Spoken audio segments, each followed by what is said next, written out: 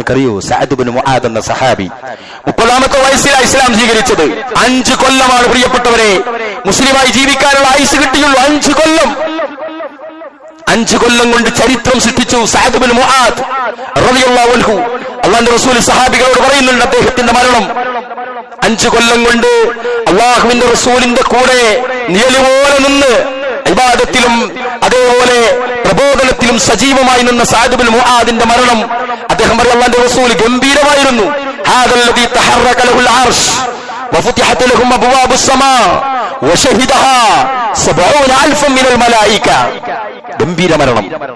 അർശിന്റെ വാതിലൊന്ന് കുലുങ്ങിന മലക്കുൽ mouth Saad Ibnu മുആദിന്റെ തൊണ്ടക്കുഴയിലേക്ക് വരുന്ന സമയത്ത് അർശൊന്ന് കുലുങ്ങി. ഹാദല്ലദീ തഹറക ലഹുൽ അർശ് വഫുതിഹത് ലഹും അബ്വാബുസ് സമാ.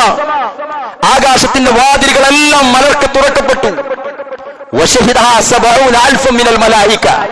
മലക്കുൽ മൗത്തിന്റെ കൂടെ 70,000 മലക്കുകൾ അദ്ദേഹത്തിന്റെ സാന്നിധ്യത്തിൽ. അത്രയും മലക്കുകൾ അദ്ദേഹത്തിന്റെ ചുറ്റും വന്നു. അങ്ങനെ ഗംഭീരമായി മരണം വരിച്ച മഹാനായ സഹാബി സഅദ് ഇബ്നു മുആദ്. എന്നിട്ട് അല്ലാഹുവിന്റെ റസൂലിന്റെ കണ്ടമിടറി. ലഖദ് ലമ്മ ലമ്മതൻ സുമ്മ ഫറജ മിൻ.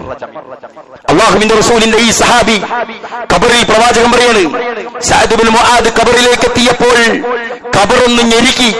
വാരിയെല്ലുകൾ ഇങ്ങനെ നിൽക്കുന്ന വാരിയെല്ലുകൾ കോർത്തിണക്കപ്പെട്ട് ഇങ്ങനെ പൊടിച്ചു കളഞ്ഞു. സഅദ് ഇബ്നു മുആദിനെ ഒന്ന് ഇടുക്കി.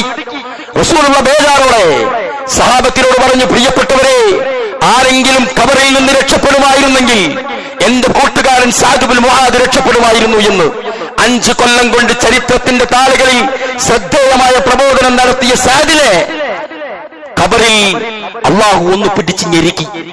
അല്ലാഹുവിന്റെ റസൂൽ പറഞ്ഞു, പിന്നീട് അത് മാറ്റപ്പെട്ടു. അദ്ദേഹം രക്ഷപ്പെടുന്ന ആളുകളിലേക്ക് പെട്ടു. മനസ്സിലായില്ലേ? ചെറിയൊരു സാധനം മതി പിടിക്കാൻ. ചെറിയൊരു സാധനം മതി പിടിക്കാൻ.